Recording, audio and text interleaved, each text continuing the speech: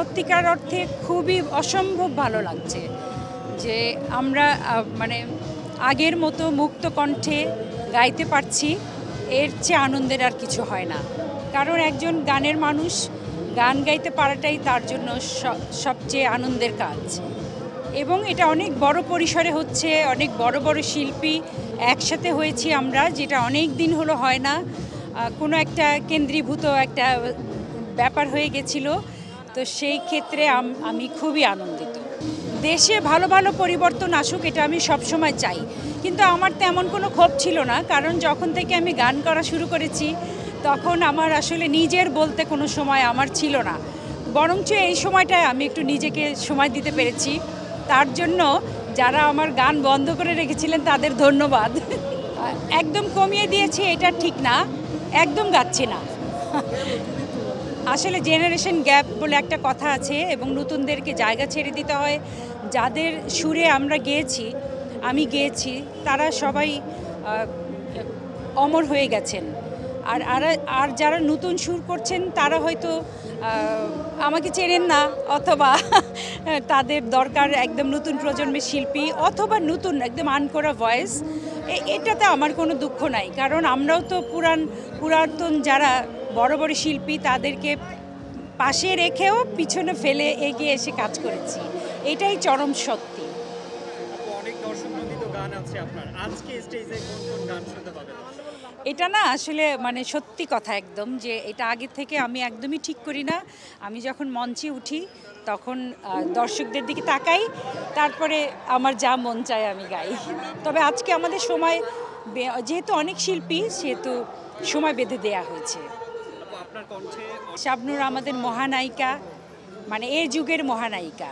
আমার মনে হয় যে আমাদের দেখা যেরকম কবরী আপা, ববিতা আপা, ওনাদের যে অভিনয় শৈলী ছিল, তারা তাদের যুগেও মহানায়িকা ছিলেন, কিন্তু আমার কাছে শাবনূরকে মনে হয় মহানায়িকা। এবং আমি খুবই সৌভাগ্যবান একজন যে আমি তাকে তার পুরা লাইফটা আমি কভার করেছি।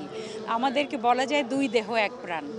তো আলাদা করে কোনো গান মনে পড়ছে না, কারণ অনেক গান গেয়েছি। তো এমন কি মনে করেন যে আপনার অনেক গানের জন্য সে হিট হয়েছে, বা তার জন্য আপনার গান অনেক হিট হয়েছে? এইটাই হলো মানে একটা কি বলে, কেমিস্ট্রি। এই রসায়নটা খুবই ভালো ছিল, যার মানে আমি যেরকম সেই জন্য শাবনূরকে কৃতিত্ব দিতে চাই, আবার শাবনূর আমাকে কৃতিত্ব দেয়। ফাইনালি আমরা দুই দেহ এক প্রাণ। কনসার্টে কতদিন পর? 5 তারিখের পর থেকেই। আজকে আচ্ছা, এখন অনেক বাংলাদেশে অনেক নতুন জেনারেশন এসেছে, অনেক নতুন নতুন সিঙ্গার এসেছে। কারো গান শোনেন কিনা, বা কার গানকে একটু ভালো লাগে? সবার গানই শুনি, তারা সবাই অনেক সম্ভাবনাময়। তাদেরকে ভালোভাবে ব্যবহার করা হলে অবশ্যই একদম অনেক স্থায়িত্ব পাবে তারা। এই ব্যবহার করার ব্যাপারে একটা মানে গ্যাপ থেকেই যায়, হয়তো একটা ক্রুশিয়াল টাইম যাচ্ছে, কিন্তু আমি খুব পজিটিভ মাইন্ডের মানুষ। আমি বিশ্বাস করি যে একদম গান শুনে একদম বিস্মিত হয়ে যাব, আমার চুলার সালুন পুড়ে যাবে, কিন্তু আমি গানই শুনতে থাকবো, এরকম কণ্ঠ আমরা পেয়ে যাব। সামনে ভালোবাসা দিবস, নতুন বছর আসতেছে, হ্যাঁ, কি কি গান করবেন, কি কি গান আসতেছে? আপনার একটা চ্যানেল আছে, রান্নার একটা চ্যানেল আছে, যেটা আমি প্রতিনিয়তই ফলো করি আপনাকে। যদি আগে গানের বিষয়ে, তারপর রান্নার বিষয়ে যাবো একটু আপনার কাছ থেকে। ভালোবাসা দিবসে আমার ভালোবাসার গানগুলো যেগুলো আছে সেগুলো আপনারা ঘুরে ঘুরে শুনবেন। আর নতুনরা গান করবে। আসলে সবার একটা সময় থাকে, নির্দিষ্ট সময়। শিল্পীদের মনে হয় জানা থাকা দরকার যে কোথায় থামতে হয়, কারণ একটা পরিপূর্ণ কণ্ঠ, পরিপূর্ণ বয়স, পরিপূর্ণ ইয়ুথ কণ্ঠের, সেটা থাকা পর্যন্তই গান গাওয়া উচিত। এরপরে টেনে টুনে গান গাওয়া যায় জোর করে, কিন্তু আমার মনে হয় জোর করে গান শোনানোটা ঠিক না। আমি কি বলছি আপনারা হয়তো বুঝতে পারছেন কি না। আমি নতুন গানের প্রতি মানে খুব একটা আমার কোনো প্ল্যান প্রোগ্রাম নাই। আপু, আপনার রান্নার বিষয়ে যদি একটু জানতে চাই, কি কি রান্না করছেন? আপনি তো প্রায় সময় হচ্ছে লাউ দিয়ে আপনার দেশীয় না, আমার আসলে রান্না করার উদ্দেশ্য হলো মানে আমি একটা মেসেজ দিতে চাই, সেটা হলো সেই মেসেজটা হলো ঘরের খাবার খান। আজকাল মায়েরাও খুব বাইরের খাবার খান এবং তারা মনে হয় একটু ফাঁকিবাজ হয়ে গেছেন। এবং সত্যিকার অর্থে একটা রেস্টুরেন্টে যদি মাসে 4 বার খাওয়া হয়, সেই ক্ষেত্রে বাবাকে অনেক বাড়তি টাকা ইনকাম করতে হয়, যেটা অনেক সময় ঘুষ দুর্নীতি থেকে আসে। এই জিনিসটা আমি চাই। এবং রান্নাটা আমার কোনো বড় উদ্দেশ্য না, কারণ আমি এত বড় কোনো রাঁধুনি না। আমি রান্নার মধ্যে গল্প বলি, আপনারা নিশ্চয়ই জানেন। সেখানে আমি আবার একটু মনে করিয়ে দিতে চাই যে আমাদের দেশের মানুষের শিষ্টাচার, সুবচন এবং নৈতিকতা আবার ফিরে দেখতে হবে।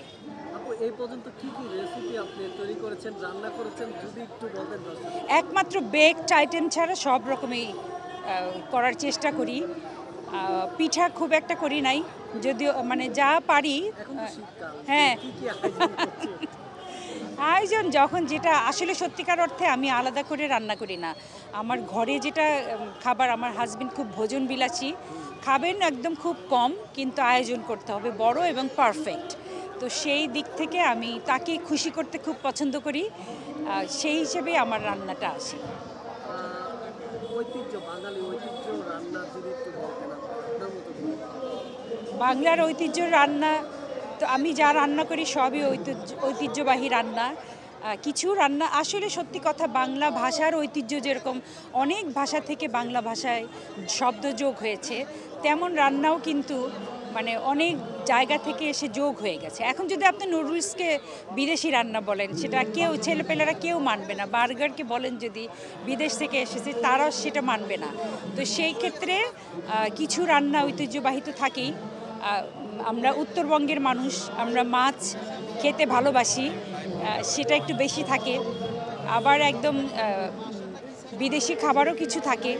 এটা নিয়ে আসলে এত কথা বলার কিছু নাই। আপনার মনে হয় ক্ষুধা পেয়ে গেছে।